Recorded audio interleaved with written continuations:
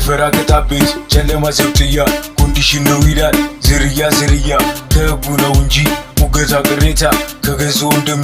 አትጣላ ፍታ ዱርዬው የምን መሃል ዳር ነው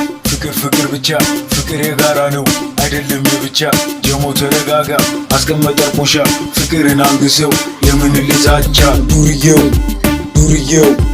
ወንድነት ይታ ነው ጀሞ አይደለም ድመት ዱርዬው ወንድነት ይታ ነው ጀሞ አይደለም ድመት ዱርዬው ወንድነት ይታ ነው ጀሞ አይደለም ድመት ዱርዬው ወንድነት ይታ ነው ጀሞ አይደለም ድመት ዱርዬው